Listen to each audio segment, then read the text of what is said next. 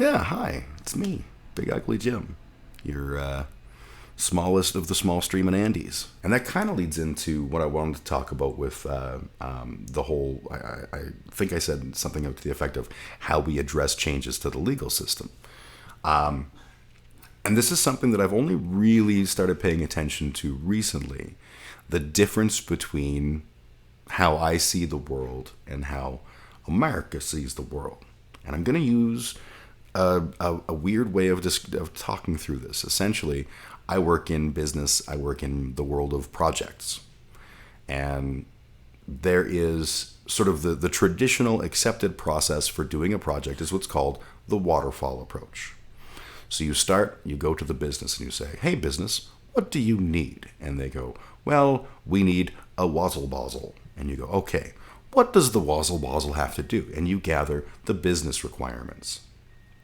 And then from that, you can derive business rules and business requirements lead to functional and non-functional requirements. But essentially what you wind up with at that stage is a bunch of statements that say this is what we need and this is what it has to do. And here's some technical limitations and considerations and things like that. But this is what we're looking for. And then you give that to your designer slash architect or whatever, whoever's in that role. And they take those rules and they say, how do I either apply technology to do this or craft a solution that will meet these requirements? And then you implement that solution and then you test and you revise. Now, this is pretty obvious when you think about the waterfall approach. Just makes some sense, right? You start with, hey, what up? Then you get, here's what up. Then you get, here's what to do to make what up. And then you do the what upping so that you end up with what up. Makes sense. The other approach, there's actually, dozens of them, but the other one that I'm going to focus on is called agile development. And agile development doesn't do that. Agile takes that simple idea and goes, how do we do something real quick to get towards that goal? And we're going to do it in little bursts. We're going to constantly come up with the next piece that we're going to be working on, but we're always releasing something. And this is what a lot of places that do things like telephone app development and stuff, a lot of them use agile development, and it's this constant short cycle of innovation. So you're reacting to changing needs, because that's the problem with the waterfall method. If I make a mistake here, it spins all the way down to the finished product, and only at that point can we make revisions. Because if you change the project midstream, you're changing everything, and you're affecting all manner of stuff. So the way the waterfall development model talks about things is you do versions, right? So version 1 will be our base model of whatever. And then whatever we find out that we fucked up in version 1, we go, okay, that'll be version 2. Otherwise, you never get version 1 done. Whereas with Agile, where you're doing like version 1.x, 0.9, 0.2, 0.7.3, Thursday, what you're doing is you're constantly pivoting on what is the right thing to do. You may end up spending a lot more time. You may end up going in directions that you're not supposed to, but you are constantly trying to better answer the problems at play. So how does that relate to government? If you think about something like the Constitution, Canada, US, doesn't matter. It is a waterfall type of scenario where you had a bunch of people come up with a bunch of rules and then apply those sort of high-level rules to the practical aspects of how do we run the country, how do we decide right and wrong, how do we govern the people. And it trickles all the way down. And you have a system that doesn't change very well. Particularly, the U.S. is a large amount of people are constitutional originalists. They believe that there is some kind of inherent intrinsic value in the Constitution and that it was right. So you can't really fuck with it. That's neat. That's neat. You wind up with a situation where something like the Roe v. Wade question comes up. So abortion wasn't illegal in the U.S. until someone challenged the legality of abortion in the U.S. And Roe versus Wade came along, and among many other lawsuits. But Roe versus Wade is the one that we talk about because it was the landmark case that, based on an interpretation of privacy rights, allowed for abortions to be considered federally legal, which means that no state can stop you from having an abortion. And then time marched on. With Reagan, the zealous evangelical type Christian. I don't have a problem with Christians. I have a problem with people who are bad people. And guys like Jerry Falwell were bad people. Their form of Christianity was not the form that I was raised with. It was a much more militant expression of this, this origin story. So they would push their morality, and their morality being at times very, very twisty, and very, very much designed to suit their ends. Abortion was suddenly an issue of morality, and the question of, how can you murder a baby, as opposed to how can you deal with an unwanted fetus, an unwanted pregnancy. Those are different things. You don't have to agree with me. I'm right, but you don't have to agree with me. And what Roe did was kind of a little bit farther than it should have. It established the concept of that there is a cutoff point, and that prior to that cutoff point, we're not going to stop you. After that cutoff point, we're going to have some kind of ruling that says, hey, maybe you shouldn't just be all whimsically getting an abortion at the 37th week or whatever, which, for the record, does not happen. The actual statistics, I think it's 93% of abortions occur within the first 13 weeks or something like that. And then it's like 6% are the next couple of weeks. The only abortions that occur at the, post-viability stage are those that are for medical reasons. And maybe that's an overstatement. Maybe there's a 1% of that 1% that isn't, and that is something else. But that's a pretty fucking small number, and I'm okay with it. In Canada, the Health Act basically says any woman, any time of the pregnancy, any reason whatsoever, you can have an abortion. And that's flat out. It's not like you have to interpret it. It was very distinctly you got this right. You go, girl. And then the provinces have put limitations on and continue to chip away at those limitations. Where was I going with all this? Got into the Roe v. Wade conversation. Right, the waterfall thing. From a waterfall perspective, if the question comes up, is the Roe v. Wade decision valid constitutionally? Does it have support from those original business requirements? And if the answer is no, in a waterfall approach, then you don't do it. You put it on what's called a parking lot list, and you say, we will look at that with version 2.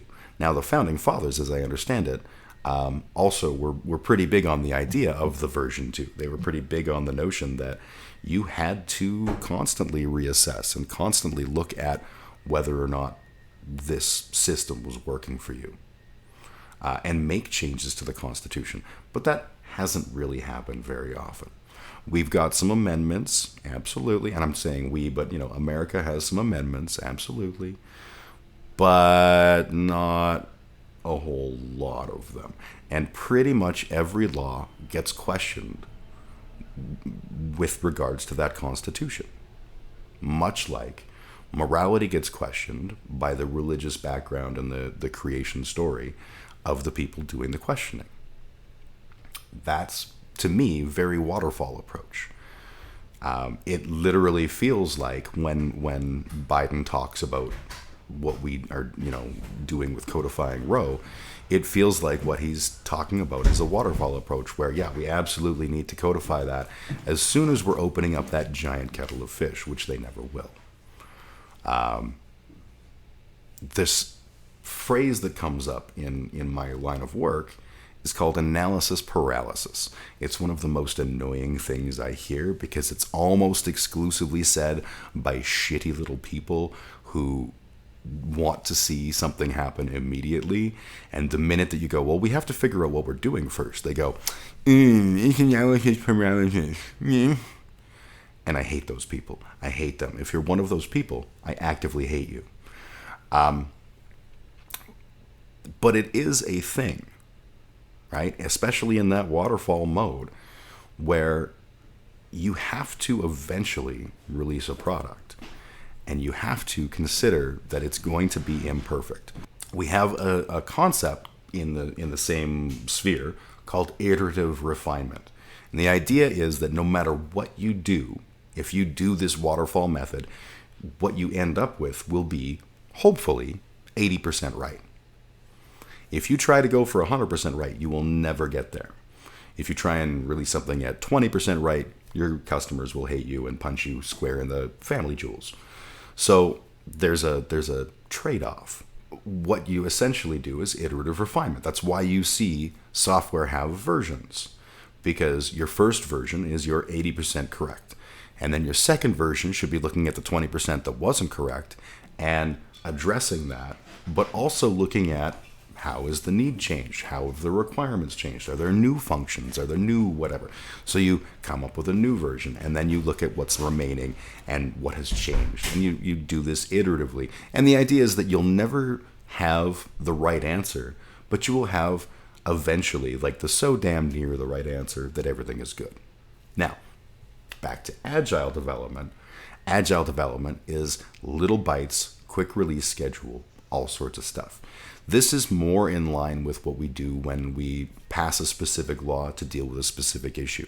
Something comes up, you go, we need a rule on this, and we don't have one. We better goddamn well react to it.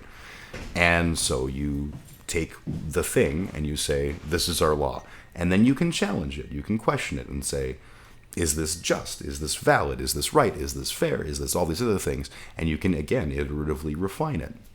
That's a cool process.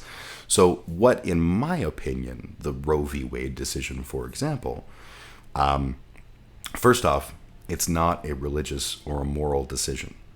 You may have morality that differs from mine, and I respect that. That's cool. I'm not saying you have to abort your child. I'm saying you don't have the right to tell me whether or not I can have an abortion. Now, the chances of my having an abortion, pretty damn slim. I was biologically born male. I've had a vasectomy since then. If I'm having an abortion, it's probably actually a deeply irreligious act because I would have only gotten pregnant through the glories of God. Since I don't believe in him, I'm pretty safe. Still wear a condom.